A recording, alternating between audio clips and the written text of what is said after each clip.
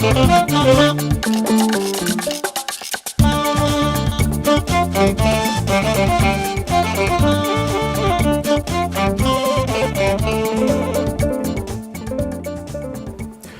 ይስጥልን የተከበራችሁ ተመልካቾቻችን ከአማራ ሚዲያ ኮርፖሬሽን አዲስ አበባ ስቱዲዮ የዕለቱ ዜናችን ተጀምሯል።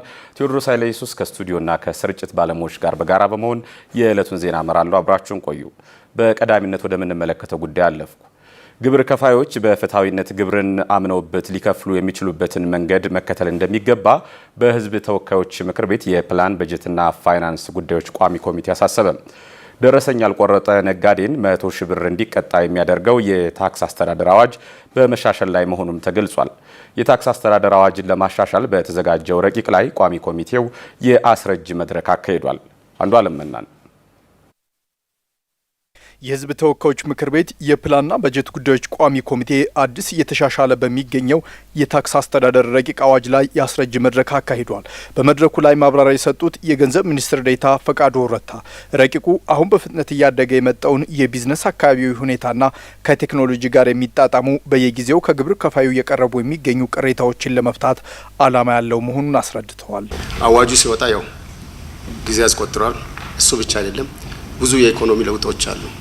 በዚህ ውስጥ በተግባር በኢምፕሊሜንቴሽኑ ያጋጠሙ መልካምም እንዲሁም ደግሞ ፈተናዎችም አሉ። በተለይ ያንን ፈተና እሱን ለመቅረፍ ማሻሻያውን ማድረግ ጠቃሚ ሆኖ ተገኝቷል። መከፈል ያለበት ለመንግስት ገቢ መደረግ ያለበት ትክክለኛ ገቢ እንዲከፈል ነው። ይህ ረቂቅ ከነባሩ አዋጅ አንጻር የተለያዩ ማሻሻያዎች የተደረጉለት ሲሆን ደረሰኝን ከዋጋው በታች የቆረጠ ተመሳሳይ ያልተገባ ደረሰኝ ያቀረበ ከ5 እስከ 7 ዓመት ይቀጣል። የገንዘብ ሚኒስቴር አማካሪ አቶ ዋሲሁን አባተ አዋጁ ከፍርድ ቤት በፊት አስማሚ ጋር በመሄድ ችግሩ የሚፈታበትን እድል ይዞ የመጣ ሲሆን ወደዚህ ከመሄድ በፊትም 75 በመቶ መክፈል ግዴታ የነበረ ሲሆን አሁን የተወሰነበትን 50 በመቶ ብቻ ከፍሎ ይግባኝ እንዲል አዲሱ አዋጅ እድል ይሰጠዋል ብለዋል። ግብር ከፋዮችም ደረሰኝ ባልቆረጡ ጊዜ የቅጣት መጠናቸው 100 ሺህ ብር ሆኗል ይላሉ። መቼ ነው ማስረጃ የምታቀርበው ምናምን ብለን ስርዓት ዘርግተን እያለ በዚህ ጊዜ ሳያቀርብ መጨረሻ ክርክር ላይ ይግባኝ ስንሄድ ወይም ፍርድ ቤት ስንሄድ ማስረጃ ይዞ መምጣት አይችልም። ነገር ግን ይሄንን ደግሞ ቶታሊ የዘጋን እንደሆነ ፍትሃዊ ያልሆነ ነገር እንፈጥራለን። ለምሳሌ ከሱ አቅም በላይ አሁን የጸጥታ ችግር ባለባቸው አካባቢዎች ይሆናል ዶኪመንቱ ያለው አሁን ሊያገኘው አልቻለም። በኋላ ችግሩ ሲወገድ ዶኪመንቱን አገኘ። ያ ዶኪመንት ይጠቅመዋል። ስለዚህ ይሄንን ደግሞ አንቀበልም ማለት ፍትሃዊ አይደለም። በንዝህላልነት ያላቀረበ ከሆነ ተቀጥቶም ቢሆን ማስረጃውን እንቀበላለን። በኢትዮጵያ የታክስ አስተዳደር ስርዓት ውስጥ ፈታኙ ነገር ደረሰኝ ነው። እየባሰበት ነው ሄደው። በአንድ የበጀት ዓመት ውስጥ አንድ ግብር ከፋይ 2 ጊዜ ደረሰኝ ካልቆረጠ 100 ሺህ ይቀጣል። 3ኛ ከደገመ ወንጀል ይሆናል። ከዚህ በኋላ ወደ እስር ቤት ነው። በተለይም ይህ አዋጅ ሀገሪቱ በሯን ለውጭ ኢንቨስተሮች በከፍተኛ ሁኔታ እየከፈተችበት ያለው ወቅት በመሆኑ ከፍተኛ አቅም ያላቸው ድርጅቶች ታክስን ከሀገሪቱ ለማሸሽ የሚያደርጉትን ጥረት የመግታት ዓላማ ያለው መሆኑ ተነግሯል። ረቂቅ አዋጁ የግብር መስሪያ ቤቶች ወደ ኋላ ተመልሶ የመመርመር እድላቸው ግን በ10 ዓመት ብቻ መገደቡን የፕላን በጀትና ፋይናንስ ጉዳዮች ቋሚ ኮሚቴ ሰብሳቢ የተከበሩ አቶ ደሳለኝ ወዳጆ ተናግረዋል። አስማሚው ተጨማሪ ነው። ሌሎች ሀገሮች ላይ ውጤታማ ሆኗል። እኛም ጋር ብንሞክር እነዚህ አዳዲስ ነገሮችን መሞክር ጥሩ ነው። ዓለም ላይ ውጤታማ ከሆነ እኛም ጋር የማይሆንበት ምክንያት ስለሌለው ይሄ ጥሩ ነው። የኛ ስጋት ምንድነው? ገለልተኛ ይሆናል ወይ ነው። ገለልተኛ አስማሚ ስለሚል በዛውም ግብር መክፈልን ቅሬታ አዝሎ ሳይሆን ለሀገሬ ብሎ በፍትሃዊነት መንገድ እየከፈልኩ ነው ብሎ እንዲያስብና ገለልተኛነቱን የበለጠ የሚያረጋግጥ እንዲሆን የንግዱ ማህበረሰብ ተወካዮች ቢሳተፉበት ነው የኛ ፍላጎት። በማንኛውም ጊዜ ግብር ማጭበርበሩ ከታወቀ አንድ ድርጅት በየትኛውም ጊዜ ገብቶ ግብር አስከፋይ አካል መመርመር እንደሚችል ኦዲት ማድረግ እንደሚችል ነው የሚያሳየው። ይህንን በማንኛውም ጊዜ የሚለው 20 ዓመት ሊሆን ይችላል፣ 15 ዓመት ሊሆን ይችላል፣ ከ10 ዓመት የበለጠ ሊሆን ይችላል፣ 10 ዓመት ሊሆን ይችላል። ስለዚህ ይህንን በ10 ዓመት እንገድበው። ደረሰኝ ላይ ገዥና ሻጭ ማስረጃ በማቅረብ ተመላሽ ለማግኘት ለአስተዳደር አካላት ቅሬታ በማቅረብ ያልተገባ ገንዘብ ለማግኘት የሚሄዱበትን ርቀት እየተሻሻለ የሚገኘው አዋጅ መፍትሄ ይዞ መጥቷልም ነው የተባለው። የዜጎችን የቤት ፍላጎት ጥያቄ ለመመለስ የሚያስችሉ የተለያዩ ፕሮግራሞች ተቀርጸው ወደ ስራ ተገብቷል ሲል የከተማና መሰረተ ልማት ሚኒስቴር ገለጸ። እንደ ሀገር የተያዘው ይህ የቤት ልማት ፕሮግራም በሚቀጥሉት ዓመታትም ተጠናክሮ ይቀጥላል ነው የተባለው። አየለ መስፍን። የጋራ ቤቶች መኖሪያ ፕሮግራም በይፋ የተጀመረው በ1997 ዓ.ም ሲሆን በወቅቱ በአዲስ አበባ የነበረው የቤት እጥረት እጅግ አሳሳቢ በመሆኑ ዜጎች አስቸኳይ መፍትሄ እንዲያገኙ ታስቦ ነበር የተጀመረው። በርካታ ተመዝጋቢዎችን ያስተናገደው የፕሮግራሙ ዋና ዓላማ ዝቅተኛና መካከለኛ ገቢ ያላቸውን የህብረተሰብ ክፍሎችን ተጠቃሚ ለማድረግ እንደሆነ የከተማና መሰረተ ልማት ሚኒስቴር ዴኤታ ወይዘሮ ሄለን ደበበ ይናገራሉ። ሆኖም የጋራ መኖሪያ ቤት ፍላጎት ከጊዜ ወደ ጊዜ እየጨመረ መምጣቱና የፋይናንስ አቅራቢው አቅም ማነስ ፕሮጀክቱ እንዲጓተትና ፈጣን ምላሽ ለመስጠት አዳጋች እንዳደረገው ገልጸዋል። በፊት እሳቤው እንግዲህ የፋይናንስ አቅራቢው የኮመርሻል ባንክ የኢትዮጵያ ንግድ ባንክ ሆኖ ነው ሲሰራ የነበረው። እንደሚታወቀው የኛ ሀገር ባንኮች ከፍተኛ የሆነ የቁጠባ ችግር ያለበት ነው።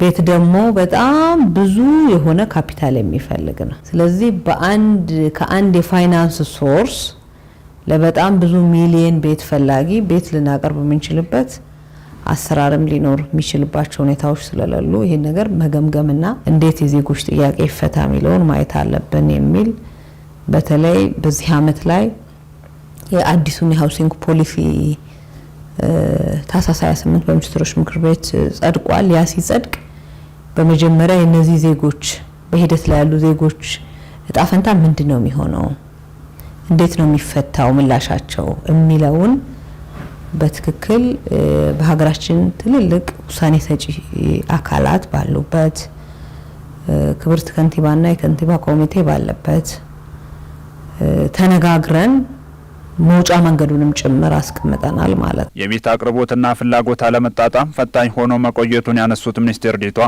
እነዚህ በተለያዩ ጊዜያት ቆጥበው ቤት ያላገኙ ዜጎችን ጥያቄ ለመመለስ እየተሰራ መሆኑን ያብራራሉ። በትክክል ግን የቆጠቡ ወይንም በቀጣይም የሚጠበቅባቸውን ያክል የቁጠባ መጠን አሁን ካለው የማርኬት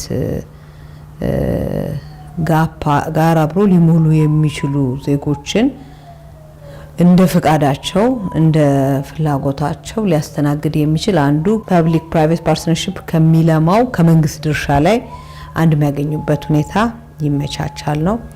ሌላው አዲስ አበባ ከተማ በተለያዩ ፕሮግራም በጀት ይዞ የሚሰራቸው በጣም ብዙ የቤት ልማት ፕሮግራሞች አሉ። በዚህ አመትም እያስኬደ ያላቸው በእነዚህ ውስጥም እነዚህ ብቁ የሆኑ ቆጣቢዎች ገብተው የሚስተናገዱበት ሁኔታ እንዲኖር እናደርጋለን ነው። መክፈል የሚችለው በባለቤትነት መክፈል ማይችለው ደግሞ በኪራይ አማራጭ ለነዚህ ዜጎች ግን ቅድሚያ ማግኘት መቻል አለባቸው የሚለው አራት አማራጮች ቀርቦ በአራት አማራጮች እነዚህ ዜጎች ጥያቄ በቅደም ተከተል መመለስ አለበት የሚል መግባባት ላይ ተደርሶ ነው አዲሱ የቤት ልማት ፖሊሲ የጸደቀው። በሚቀጥሉት 5 ዓመታት ዝቅተኛና መካከለኛ ገቢ ያላቸውን ዜጎች በጥናት በመለየትና በተለያዩ ፕሮግራሞች ታቅፈው የቤት ተጠቃሚ እንዲሆኑም እየተሰራ መሆኑን ተመላክቷል። የኢትዮጵያ የሰብአዊ መብቶች ድርጅቶች ህብረት በ7ኛው ጠቅላላ ምርጫ በልዩ ጣቢያዎች ያካሄደውን የምርጫ ትዝብት ውጤት በቅርብ ይፋ እንደሚያደርግ አስታወቀ። ህብረቱ ሰኔ 2 ቀን 2018 ዓ.ም የሀገር ውስጥ ተፈናቃዮች የድምጽ መስጠት ሂደትን እንደታዘበና የቆጠራና ውጤት ማሳወቅ ሂደቱን እየተከታተለ መሆኑን ገልጿል። ኢብራሂም መሐመድ።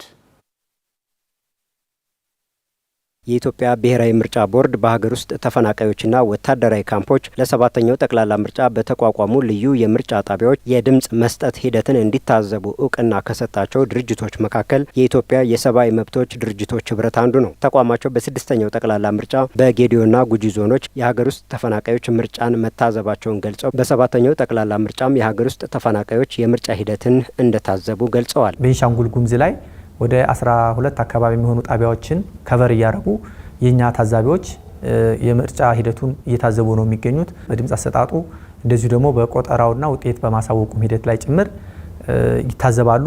ጎን ለጎን ደግሞ የክትትል ስራ ይሰራሉ። አጠቃላይ የተፈናቃዮቹ ስሜት ምንድነው፣ ፍላጎታቸው ምንድነው፣ የህጉ ማዕቀፍ ከነሱ ፍላጎት አንጻር እንዴት ነው መሻሻልም ካለበት የሚለውንም ያንንም ኢንፎርም እንዲያደርገን እየሰራን ነው። የሀገር ውስጥ ተፈናቃዮች የምርጫ ሂደት ትዝብትን በተመለከተ የተደራጀ መግለጫ እንደሚሰጥ የኢትዮጵያ የሰብአዊ መብቶች ድርጅቶች ህብረት ዳይሬክተር መስዑድ ገበየው ገልጸዋል። ተቆጥሮ በፖለቲካ ሂደት ውስጥ የነቃ ተሳትፎ እንዲያደርጉ እድሉ መፈጠሩ ግን በጣም ጠቃሚ ነው።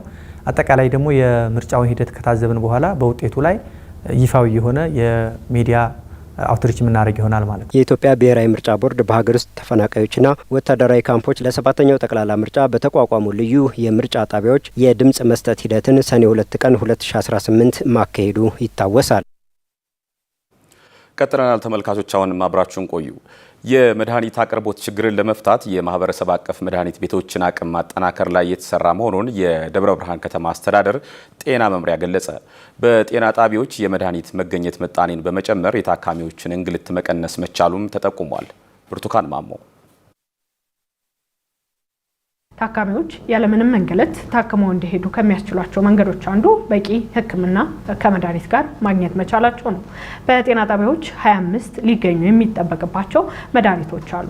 እነዚህን በቂ መድኃኒቶች ይዘናል፣ ለታካሚዎቻችንም በቂ ሕክምና አገልግሎት እየሰጠን እንገኛለን ብለዋል የደብረ ብርሃን ጤና ጣቢያ ኃላፊ መኮንን አይተንፍሱ። 100% በሚሆን ደረጃ በተቋማችን ውስጥ አሉ 25 ድራጎች ኢንሴንሽን እንደ አጠቃላይ የመገኘት ምጣኔያችን አሁን ያለንበት 93.5 ነው። ያ ማለት ከተገልጋዮቹ 93.5 ወይም 94 የሚሆኑ ሰዎች ሙሉ አገልግሎት አግኝተው ነው የሚሄዱት እና ከበፊቱ አመቶች ሲታይ እጅግ በጣም ከፍተኛ ለውጥ አለው። በጤና ጣቢያችን በቂ መድኃኒት አቅርቦት እንዲኖር አድርገናል። በዚህም ከ95% በላይ ታካሚዎች መድኃኒት አግኝተው ይሄዳሉ። ይህም አገልግሎት አሰጣጣችንን አሳድጎልናል ብለዋል የአየር ጤና ጣቢያ ኃላፊ ዳዊት አብርሃም። በዚህ አመት ከመንግስት በጀት ወደ 3 ሚሊዮን ብር አካባቢ ተይዞልን ነበር። ኦልሞስት እሱን ጥቅም ላይ ያውለናል። እኛ ደግሞ በራስ አቅም ከውስጥ ገቢ ወደ 2 ሚሊዮን ብር አካባቢ ጥቅም ላይ ያውለናል። ከክልል ደግሞ የአርዲኤፍ በጀት ድጋፍ ይባላል። ከሱ ወደ 3 ሚሊዮን ብር አካባቢ ሰፖርት አግኝተናል። እነዚህ በግብአት ቀጥታ በፋይናንስ የገዛናቸው መድኃኒቶች ናቸው። ከዛ ውጭ ደግሞ ከመምሪያውና ከአጎራባች ጤና ጣቢያዎችና ሆስፒታሎች የተለያዩ እንደ ተቋም የሚታዩ ጉድለቶችን ለማሟላትና እኛ ጋር የሚገለገለው ማህበረሰብ በመድኃኒት ችግር ወደ ሌላ ተቋም እንዳይሄድ ወይም ደግሞ ላልተገባ ወጪ እንዳይዳረግ ጥረት ያደረግን ነው። በተቻለ መጠን በተቋም መገኘት ያለባቸው የመድኃኒት ምጣኔያችን ከ95% አካባቢ ነው። የጤና ተቋማትን አቅም በማሳደግ ምቹ እንዲሆኑ በማድረግ በተለይ ደግሞ ታካሚዎች መጥተው ያለምንም እንግልት ሕክምናቸውን ከመድኃኒት ጋር አግኝተው እንዲሄዱ ሰፊ ስራዎች እየሰራን እንገኛለን። በቂ የመድኃኒት አቅርቦት እንዲኖርም እየሰራን ነው ያሉን ደግሞ የደብረ ብርሃን ከተማ አስተዳደር ጤና መምሪያ ኃላፊ በቀለ ገብሬ ናቸው። የጤና ተቋማት ከኢትዮጵያ መድኃኒት አቅርቦት ኤጀንሲ በዋናነት ከዛ ነው ግዢ የሚፈጽሙት። ከዚህ ውጭ ደግሞ ስቶክ አውት በሚሆንበት ሰዓት ህጋዊ የግዢ ስርዓቱን ተከትሎ ከመድኃኒት አቅራቢ ድርጅቶች እየገዙ ያንን ለማሟላት ጥረት እየተደረገ ያለበት ሁኔታ ነው ያለው እና ይህም ቢሆን አሁንም ቢሆን 10% አካባቢ ከውጭ መድኃኒት የሚገዙበት ሁኔታ ነው ያለው። ይህንን ለማካካስ እና አማራጭ የመድኃኒት መገኛ እንዲሆኑ አድርገን እየሰራን ያለ ነው። በከተማ አስተዳደራችን 2 የማህበረሰብ ፋርማሲና 1 የቀይ መስቀል ፋርማሲ አለ። በእነዚህ በሶስቱ ፋርማሲዎች ላይ ውለታ በመግባት የመድኃኒት ማግኛ ተቋም ሆነው እንዲያገለግሉ ታቅዶ እየተሰራ ያለበት ሁኔታ ነው ያለው። በደብረ ብርሃን ከተማ ከ100 በላይ የኤሌክትሪክ ተሽከርካሪዎች አገልግሎት እየሰጡ መሆኑን የከተማ አስተዳደሩ ትራንስፖርትና ሎጂስቲክስ መምሪያ አስታወቀ። ተሽከርካሪዎቹ በነዳጅ እጥረት የሚፈጠር ችግርን እያስቀሩ መሆኑም ተገልጿል። ለዓለም ላይ ኩን ተጨማሪውን አዘጋጅቷል። የመካከለኛው ምስራቅ ጦርነት ከተቀሰቀሰ በኋላ በሆርሙዝ ሰርጥ ላይ የተጣለው እገዳ የዓለም ሀገራት የታዳሽ ኃይል ወይንም ደግሞ የኤሌክትሪክ ተሽከርካሪዎችን እንዲያማትሩ አድርገዋቸዋል። በ2025 እንደዚሁም 2026 አጠቃላይ ያለው የኤሌክትሪክ ተሽከርካሪ ቁጥር ወደ 40 ሚሊዮን ከፍ ማለቱን የብሉምበርግ ዘገባ ያሳየናል። በደብረ ብርሃን ከተማም የኤሌክትሪክ ተሽከርካሪዎችን ከእለት ወደ እለት ቁጥራቸው እየጨመረ እንደሆነ እየተመለከትን ነው የምንገኘው። ዘሪሁን በለጠ እባላለሁ። የደብረ ብርሃን ከተማ ትራንስፖርትና ሎጂስቲክስ መምሪያ ኃላፊ ነኝ። በደብረ ብርሃን ከተማ አስተዳደር ላይ የኤሌክትሪክ ተሽከርካሪ ቁጥር ከጊዜ ወደ ጊዜ እየጨመረ ነው ያለው። አሁንም ደግሞ በተለይ ከዓለም አቀፍ የነዳጅ ቀውስ ካጋጠመ ጊዜ ጀምሮ ቁጥሩ በከፍተኛ ሁኔታ እየጨመረ ነው ያለው። ይህ ቁጥር አሁን በመደበኛ በማህበር ደረጃ ታቅፈው እየተንቀሳቀሱ ያሉት እንኳን ከባለፈው ዓመት በእጥፍ ጨምሮ ወደ ከ110 በላይ ቁጥሩ ደርሷል። የታዳሽ ኃይል ተጠቃሚ ተሽከርካሪዎችን ቁጥር ለማብዛት በተቀመጠው ሀገራዊ ስትራቴጂ መሰረት በከተማችን ላይም እንደዚሁ ያለውን ከነዳጅ ጥገኝነት ሊያላቅቅ የሚችሉ አሰራሮችን ተከትለን እየሰራን ነው ያለነው። በዓለም አቀፍ ደረጃ በፍጥነት እየጨመረ የሚገኘውን የዓለም ሙቀት ለመቆጣጠር ሀገራት የተለያዩ እርምጃዎችን እየወሰዱ ይገኛሉ። ከዚህ ውስጥ አንዱ ነዳጅ የሚጠቀሙ ተሽከርካሪዎችን መቀነስ ነው። እነዚህ ተሽከርካሪዎች ለዓለም ሙቀት መጨመር 15 በመቶ የሆነ አስተዋጽኦ እንዳላቸው ዓለም አቀፉ የሜትሮሎጂ ድርጅት መረጃ ያመለክታል። ኤሌክትሪክ ባጃጅ አሽከርካሪ ጋር ነው ቆይታ የማደርገው። ነዳጅ ከሚጠቀሙ ባጃጆች ምንድነው የተለየ ነገር ያላቸው? ኤሌክትሪክ ባጃጅ ያው ታዳሽ ኃይል ናቸው። በወቅቱ ያለው ነዳጅ ችግር ጋር ተያይዞ ትልቅ እፎይታ ነው ያላቸው እና በምንፈልገው ጊዜ በምንፈልገው ታይም ያለውን ነገር መጠቀምና አገልግሎት መስጠት ትችላለን ለማህበረሰቡ። ነዳጅ ባለመሰለፍ፣ ሁለተኛ ነገር ደግሞ ሲጠፋ አንድ ቀን ሰርተህ አንድ ቀን የምትተው ነገር ቤንዚን ሲጠፋ ለመግዛት የምትቸገረው ነገር ዛሬ የሰራውን ነገ የምታጠፋው። አሁን እየተንቀሳቀሰን የምንገኘው በደብረ ብርሃን ከተማ ውስጥ በኤሌክትሪክ ተሽከርካሪ ነው። እነዚህ ኤሌክትሪክ ተሽከርካሪዎች ለማህበረሰቡ ውስጥ ምን አይነት ግልጋሎትን እየሰጡ ነው የሚገኘው የሚለውን የምናነጋግር ነው የሚሆነው። ቻርጀርን ታደርጋለህ፣ ከእግዚአብሔር ጋር ትሄዳለህ ማለት ነው። አየር ማይበክሉም። ሲቀጥል ደግሞ በቃ ካለው ኢኮኖሚ ጋራ ሊዘርፍ ነገር ትጠቀምበታለን። ለገቢያችንም ለምናችንም ብዙ ውጤት አለው ብዬ አስባለሁ። አሁን ለምሳሌ ሁሉ ተደርድሮ እሱን መርጠን ገብተናል ማለት ነው። ሌሎቹ ተደርድረው ነው ወደ እሱ ያመዘነው። የኤሌክትሪክ ተሽከርካሪዎች በከተማው እንዲበዙ የተለያዩ ማበረታቻዎችን የከተማ አስተዳደሩ ትራንስፖርትና ሎጂስቲክስ መምሪያ እያደረገላቸው ነው የሚገኘው። ከዚህ ውስጥ አንዱ በማህበር ታቅፈው እንዲሰሩ እንዲሁም ደግሞ አሁን ላይ በደብረ ብርሃን ከተማ በፈረቃ ነው ባጃጆች እየሰሩ የሚገኙት። አንድ ቀን ይሰራሉ፣ ሌላ ቀን ያርፋሉ። እነዚህ ግን የኤሌክትሪክ ተሽከርካሪዎች በተከታታይ ቀን መስራት እንዲችሉም አድርጓል። ይህ አንዱ ማበረታቻ ነው። አጫጭር ዜናዎችን ደግሞ ከመሰረት መቅጫ ተከታትለን እንመለስ።